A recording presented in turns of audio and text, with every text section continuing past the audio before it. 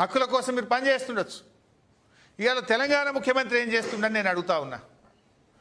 తెలంగాణ ముఖ్యమంత్రి cement corporation of ఇండియాను తుక్కు కింద అమ్మితే ఢిల్లీలో పోయి ప్రధానమంత్రిని అడగవచ్చు కదా, లేదు అఖిల పక్షాన్ని తీసుకుపోవచ్చు కదా, ధర్నా పెట్టవచ్చు కదా. ఎందుకు పెట్టరు? ఎందుకు ప్రశ్నించరు? నేను అడుగుతా ఉన్నా. అందువల్ల నేను ఫైనల్గా చంద్రబాబును ఒకటే కోరుతా ఉన్నా, నిన్న మీరు చెప్పిన మాటల్లో నిజం ఉంటే గోదావరి మీద నిర్మిస్తున్న సమ్మక్క సాగరు, సీతమ్మ సాగరు, వార్ధా, కాళేశ్వరం థర్డ్ ప్రాజెక్టు విషయంలో మాకు అభ్యంతరం లేదు. గోదావరిలో చాలా నీళ్లున్నాయి. నిన్న మీరే చెప్పిన 1000 టీఎంసీలు సముద్రంలో కలుస్తున్నాయి అన్నారు కదా. మరి ఎందుకు ఈ ప్రాజెక్టులకు అడ్డు తగులుతున్నారు? ఎందుకు ఈ ప్రాజెక్టులను వ్యతిరేకిస్తున్నారు?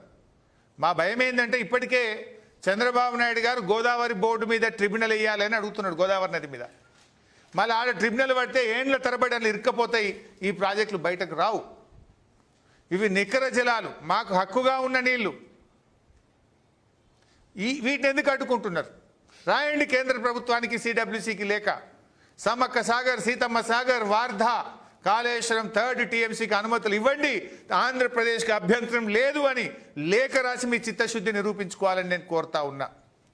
అదేవిధంగా మీ దత్తత జిల్లా, వలసల జిల్లా, ఫ్లోరైడ్ జిల్లా అయినటువంటి మహబూబ్ నగర్, నల్గొండ జిల్లాలకు నిర్మిస్తున్నటువంటి పాలమూరు ఎత్తిపోతల పథకానికి, దిండి ఎత్తిపోతల పథకానికి, కల్వకుర్తికి 40 టీఎంసీల నీటి కేటాయింపు విషయంలో మాకు అభ్యంతరం లేదు అని కేంద్ర ప్రభుత్వానికి లేఖ రాసి మీ చిత్తశుద్ధి నిరూపించుకోవాలని చెప్పి నేను కోరుతా ఉన్నా.